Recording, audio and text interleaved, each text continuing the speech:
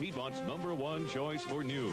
News 2 at 6 with Lee Kynard, Mary Jane McKittrick, meteorologist Randy Jackson, Mike Hogwood with sports, and Bill Copald's Piedmont Journal. Good evening. A young mother in Franklin County is facing murder charges tonight in the stabbing deaths of her 3 small children. The brutal way that children were killed has sent shockwaves through the small town of Lewisburg and sent authorities scrambling for answers. 20-year-old Katrina McKay is accused of strangling and stabbing her 3 young children, all under the age of 3, and then mutilating their bodies with a steak knife. Authorities say, as far as they know, the children were murdered in their rural home last night. Their bodies were later taken next door and left on a neighbor's back door step. 73-year-old George Harris describes what he saw after a nude woman crashed through his door. She just busted the door down, and the children laying there right there. When I looked at the door, the best I could tell you now, I don't know how to limit, but I see something hanging there. Now, I went to ask for a light, and I put that light out there for him so he could investigate. And when police investigated, they found the children, ages 2 years, 1 year, and 2 months, slashed and cut open. Another neighbor saw them too. We went on the back porch and looked, and the children were like, the little girl, she had been gutted, and what's called, little boy had a hole in his shoulder and everything. So, you know. What was that like for you? Well, it's the first time I ever experienced anything like that.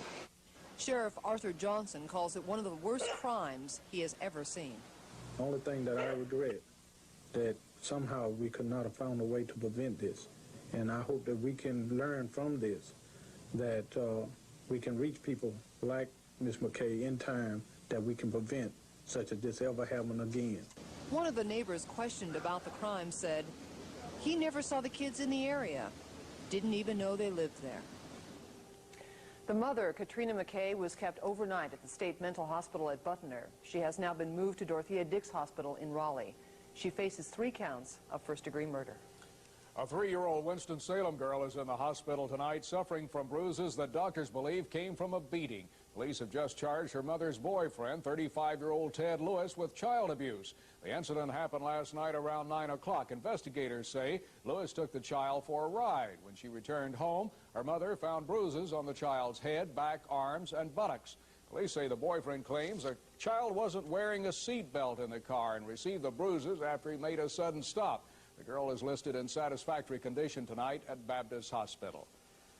A man who is fighting 2 murder convictions is closer to getting out of jail on bond tonight. Administrators of the National Council of Churches say they're going to post $50,000 for Darrell E. Hunt of Winston-Salem. The 24-year-old Hunt was convicted in 1985 in the first-degree murder death of Deborah Sykes and in 1987 in the second-degree beating death of Arthur Lee Wilson. Both of those convictions have been overturned, and Hunt is awaiting a retrial.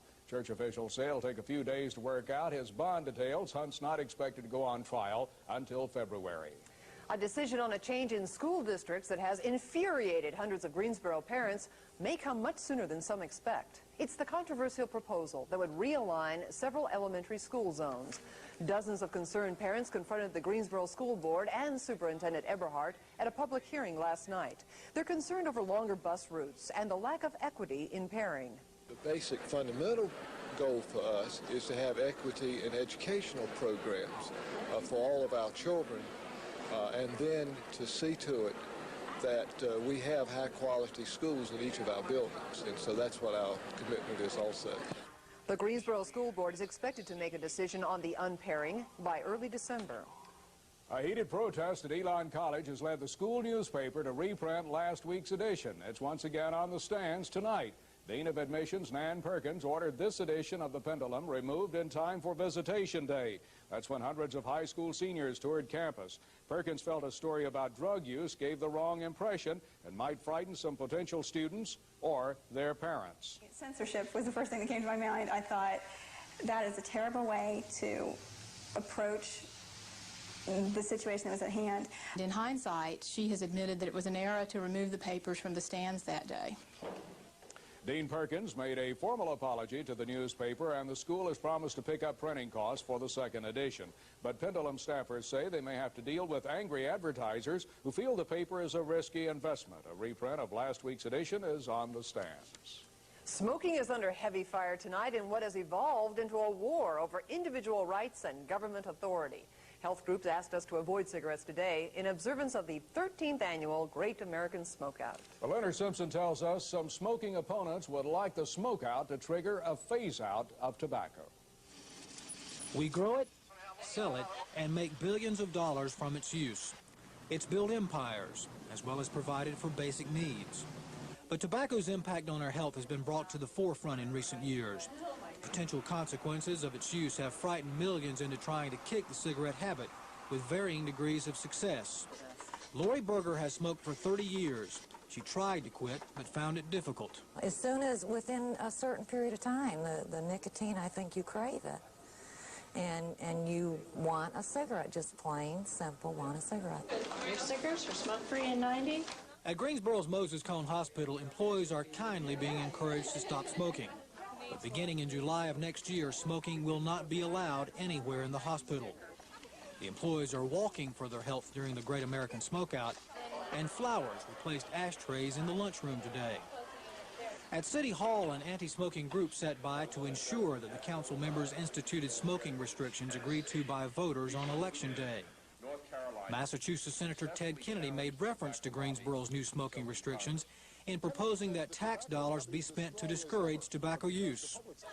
Now, more than any time in our history, those who don't depend on tobacco for a living are less sympathetic with those who do.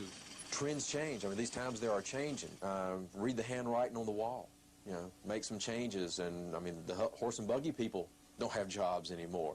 But it didn't happen overnight, just as tobacco jobs and the tobacco influence in our community is not going to change overnight. Tobacco lobbyists, including North Carolina's congressional delegation, say they're fighting harder than ever to protect the golden leaf and the money it generates. But the Great American Smokeout Day 1989 may mark the beginning of a time when America's health takes precedence over tobacco's revenue. In Greensboro, Leonard Simpson, News 2. And the Greensboro City Council today unanimously passed the smoking ban. It was approved in a referendum by Greensboro voters last week. The ban becomes official on January 1st, but there will be a one-year grace period for smokers. As for the success of the smokeout, officials with the American Cancer Society say that of the 5.5 million people who participated last year, more than half were still not smoking up to 3 days later. And while many people view this as a day to fight their addiction to nicotine, others are concentrating on ways to battle the overall drug problem in this country. Many of the folks who called our drug hotline number believe the only way to deal with drugs is to legalize them. A caller from Reedsville told us legalization is the only solution open to the government as a way of cutting into the, quote, business of drugs. A Greensboro resident agrees, but admits they'd hate to see that happen. And from Burlington we hear, go ahead and legalize drugs. That way the dealers would all dry up and the cops would need to go out and get honest jobs. Well, we'll share some more comments with you at 7 o'clock during Eye on the Piedmont. And at 11 we'll show you some people coming to grips with the drug problem and doing the right thing. Warm debate and more hot debate tonight over whether destroying an historic structure is the right thing to do. Can this old bridge withstand the test of time, or will the modern age force it to fall? And our Piedmont Journal opens its pages on a small community with a large voice. At some time or another, a lot of us in our community have become used to certain fixtures. Many people feel that way about the Hendrick Street Bridge in Greensboro. But now members of Greensboro City Council are pondering the future of that bridge. It has provided a way over the railroad tracks near downtown for 7 decades. Residents use it, but railroad officials say it's in the way of progress. They want it torn down. Council members now have the results of an engineering study that indicates how the bridge could be upgraded and how much it would cost. The price tag for tearing it down is about $60,000. The council has yet to take formal action. A scare at Piedmont Triad International Airport this afternoon set the crash unit into action, but it was only a precaution. No one was hurt. American Airlines Flight 3364 was about 13 miles away from the airport when the fire warning light on the left engine came on. American spokesman Ed Martell says the pilot just set off the extinguishing inside the engine, so the fire was put out. The plane landed without incident. There are dozens of places all across the Piedmont that we've heard about but may not have seen. In tonight's Piedmont Journal, Bill Copel takes us to one of those as he continues his look at the people and places that make a difference. Where are we going this time? Back to Forsyth County, Mary Jane. This time, though, we're going to a small community. It's one where people are starting to be heard. It was just 3 years ago that Clemens was incorporated into a bona fide village. It's a bedroom community, home to about 6,000 people. I like the advantage of being in a small town, but having the big city of Winston right there down the road. Most of the people who live in Clemens are commuters, and that bothers Dwight Sparks, editor of the local newspaper. I think the biggest problem is maintaining its identity. I think we ought to build more sidewalks so people get to know their neighbors. One of the main reasons Clemens was incorporated was to build a $14 million community-wide sewer system. Mayor Pat Shepard says it's progressing. Construction is underway. The target date for finishing it community-wide, if things go as we plan, would be in the next 3 years. As Clemens grows, so do the problems. Unlike most cities and towns, there's no downtown. In an area where corn grew not so long ago, there's what's called a business district, and it's a busy area. There's so many businesses along here, and traffic is so bad. I think we've got to pay more attention to the looks of the business district. It needs to be, we need to take the clutter out and make it more appealing. There are no immediate solutions. A lot of services are still provided by Forsyth County, among them law enforcement. And newspaper editor Dwight Sparks doesn't see a need for anything more. Generally, from week to week, the biggest crime is somebody leaving the service station without paying for the gas. Now, that's the way to live. The tax rate in Clemens is the lowest legally possible, but as the village grows, the demand for services will increase, and that cheap tax rate may one day disappear. Are they planning on more services? Yeah, one of the responsibilities that the new town council will have in 1990 is setting up its own planning department. Right now, that's contracted, again, from Forsyth County. But it's on the road. It's a place to be. All righty. Thanks a lot, Bill. Well, several homes and buildings have virtually disappeared in parts of Huntsville, Alabama, unfortunately. Just ahead, we'll take a look at the devastation a killer tornado left behind. And are these skies deceiving us, or are these blue skies bringing in some frigid air? Details next.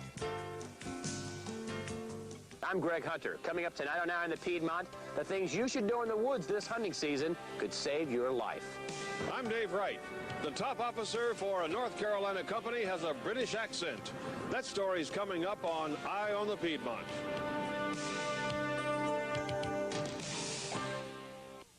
The Piedmont's #1 choice for weather with meteorologist Randy Jackson and Doppler radar is certified by the National Weather Association. I'll tell you one thing, we really got our roofs rattled last night.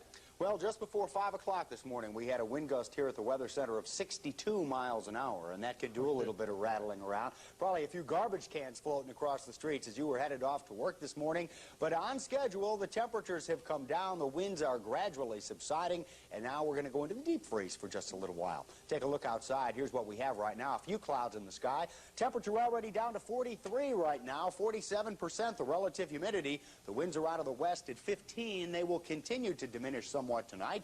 29.75 the reading on the barometer, and it is on its way up.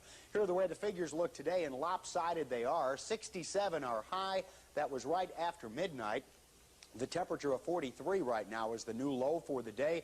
That will change as time goes on. 71 and 47 on this date last year. Also, I want to say, I know a lot of you keep track of these daily records in yesterday's because the temperature was going up at the late part of the day. Change your high from 66 or 65 actually, up to 67. That was the official high yesterday now. 81, the record high, that in 1958, down to 16 in 1933, where we have the record low in the books. Michelle Alford of Danville, Virginia, provides us with our color of the weather picture tonight. Oh, it was nice to see some sunshine and a little blue sky today after all the storm clouds moved away. We'll see a little more sunshine for you tomorrow. Tell you an area where people were glad to see some sunshine today, but it was indeed a rough day, and that was Huntsville, Alabama. Here's some aerial shots of the area that massive tornado struck yesterday. Now the death toll at 17, over 460 people suffering injuries from that storm, over 1,000 people homeless as of this hour. Again, with a storm this big, the cleanup effort is massive. It is still underway at this hour. We'll be hearing more about it as the days progress. Also a big storm today, maybe even a tornado in New York State. It was also a killer storm. Dan Rather will have more of that coming up tonight on the CBS Evening News. Well, it wasn't tornadoes and winds up in the mountains, although there were some of those as well. But the big feature this morning was the snow that started to fall. In some locations up in Allegheny County, for example, there are some snow flurries still going on at this hour. So it was an early look at what's to come in the months ahead. Here's the way our weather spotter saw things today. Tom Bryan in Roaring Gap with flurries. A couple of calls from Allegheny County. They said the grass is covered in some places up there. 39 the high there today. Tom Harper, 50-mile-an-hour winds, 1.68 inches of rain in Colfax. Susan Sharp in Southmont, about 0.7 of an inch of rain. Watch this big storm system swirl right off the east coast into parts of the northeast where it brought big storms to Philadelphia, parts of New York today, gusty winds, a couple of tornadoes reported. But now the cold air is filtering in behind as the skies slowly begin to clear.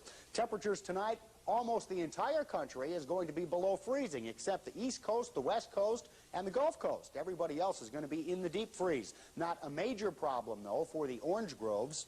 And again, that becomes a big concern at this time of year through central and southern Florida. That looks okay right now. Temperatures tomorrow below 40 in the shaded area. We will be just above the 40-degree mark. In a large area through the northern plains and the Great Lakes area, we'll have highs below freezing tomorrow. Our map tomorrow shows that the east begins to dry out and it will cool off. A big area of high pressure will be the dominant influence here, so look for lots of sunshine, gradually decreasing winds, but chilly temperatures to go along too. By Saturday, well, the map doesn't change very much. One thing we're going to have to watch, see down in the Gulf of Mexico, we see a lot of moisture streaming up that way, and sometimes that can spell some trouble for us in terms of moisture, clouds, and precipitation.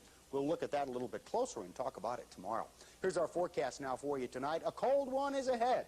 Look for skies to be clear, temperatures dropping off, 26 to 31 by tomorrow morning. In the morning hours, sunny, cold as you walk out the door, right around 30. Sunny and quite chilly tomorrow afternoon, highs of only 40 to 45. And the 5-day forecast warms us up slowly. We're going to look at Sunday optimistically with a partly cloudy day. That forecast may have to change, but we won't worry about that right now. We'll concentrate on throwing another log on the fire or an extra blanket on the bed. Well, at least you told us it was coming. Yes, sir. Okay, thanks a lot, Randy. MJ? Well, I'm busy over here house cleaning because my papers were in Mike's way here, apparently. Are you okay now? Okay, we can go to the sports now. I'm fine.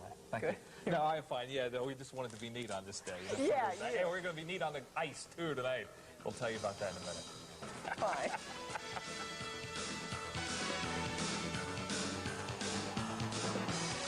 A spy in the top levels of government. We're talking about the House Intelligence Committee. But going after him would leave no way out. So people have no idea what you're stumbling on. Top of the hill, then an innocent man turns into a suspect. Why are you doing this? I'm guilty. I killed that woman. An innocent date turns into temptation. I don't think we should date anymore.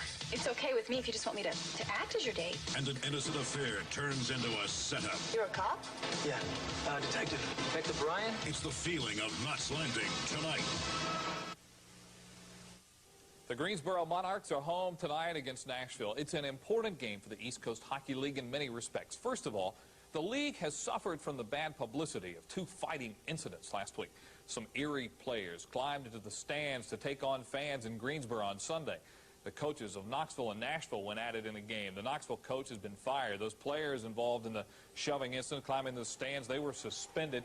Now the Monarchs in white here, they've been involved in a few shoving incidents themselves, but their coach and general manager, Jeff Brubaker, says we're going to see clean hockey from now on. Anyone that gets involved in an altercation with players or they'll be ejected or possibly arrested. Basically, we're not going to tolerate any hooligans here in the building. And, you know, we're just here to play good hockey and put good entertainment here in Greensboro. Now, that's good news, Jeff. We'll see what I think will be a good game tonight between Greensboro and Nashville. The top 2 teams in the league face off at 7:30. The NC State Wolfpack opened the basketball season on a positive note last night. They beat the Richmond Spiders 57-48. Brian Howard missing here. But look at Tom Gugliotta, number 24, 10 points, 10 rebounds. The unsung hero came out of nowhere to play well. Drives the lane here, misses the shot, but you got to like the way he runs the floor. Leading scorer for Jim Valvano's Wolfpack, Rodney Monroe, 20 points. It felt good for him to be back. Just suit up, you know, competitive against a team. You know, we've had 2 exhibition games, but it's still not the same as you know, a Richmond team. You know, they're a very good basketball team. And, you know, we were just so glad to get back on the hardwoods, and we played well tonight, I think, and I think we're ready for a great season. I think State played like a top 25 team. State center Avi Lester has been lost for at least the first semester. Jim Valvano says that the earliest he could be back would be December 19th. He's got a lot of work to do in the classroom between now and then. The #1 team in the country played last night. The Running Rebels in Nevada, Las Vegas, and that's just what they did, run up and down the floor with Loyola Marymount. This is Loyola scoring here. Tark the Shark says, oh no, rubs the towel on the head, and that does produce some magic, folks, as Nevada, Las Vegas went on to win it 102-91. The Aggies of A&T open their season tonight in New York against 25th ranked St. John's. Not an easy task for the still rebuilding Aggies, but Coach Don Corbett says it should be a great experience. Invited when we're really strong, unfortunately, and as a result, you know, they do it on a 2-year basis. They do it 2 years ahead of time. So we're coming in this year really on the basis of what we were doing, I guess, 3 and 4 years ago. But we don't have the kind of team we had 3 or 4 years ago. But we're looking forward to the challenge. St. John's is probably in one of the top 20 teams in the nation, and it's going to be quite an experience for our young ball club. And a challenge. You've heard talk about a new professional baseball league.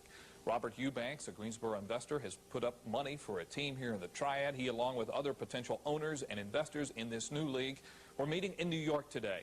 The meeting was to take care of organizational details. Already they've decided on 25-man rosters, 23 of them from a pool of players, 2 free agents per team. But before talks proceed much further about putting a team here, funding has to be found to build a stadium that will seat 30,000. And after today's meetings, an official announcement about the Triad's status in this new league should be coming very soon. Qualifying tomorrow in Atlanta, Rusty Wallace says he really wants to start up front. Just remember what he did at Atlanta 1 year ago. Through the News 2 time machine we go, and it was Rusty who won the race a year ago in Atlanta. Bill Elliott won the championship. Remember, though, Rusty won the race. He has to finish 18th or better. Qualifying is tomorrow. Okay. Thank you, Michael. Yeah. Well, up next, we're going to hear from some folks who tell us why they didn't butt out today.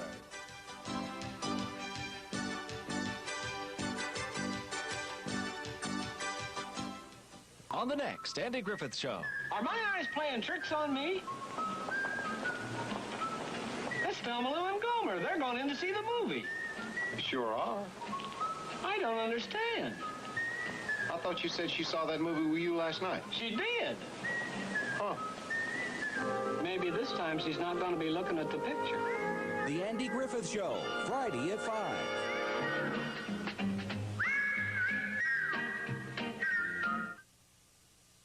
As we mentioned earlier in the newscast, this is the day set aside for the Great American Smokeout. But there are plenty of smokers out there whose response to the annual event is, hey, butt out. Is it the smokeout? Well, I didn't know that. I guess I'll have to put it out, won't I? Well, what is it? If you quit one day, you can quit for life, right? Don't ask me. I don't know. I smoke them because I like them, so. And I ain't going to stop, so. I'll put them up. I won't smoke anymore today. It's a problem. Well, it's just another day. I smoke every day. I don't pay no attention to smoke out day, to tell you the truth. I've been smoking so long. Sick about 50 years. I guess it's just comes natural. Hey, I didn't know. I might have tried to get off of it. Obviously, people can come up with as many reasons to justify their habit as those who would be just as happy to have them snuff it out.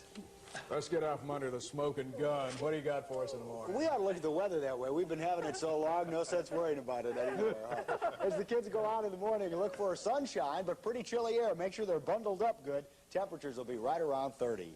And coming up on Eye on the Piedmont, a woman who played a principal role. At Bessemer Elementary School in Greensboro today, they rolled out the red carpet for a woman who left her mark. She first walked the school halls 33 years ago. Now she's back for a tribute. Her story tonight at 7.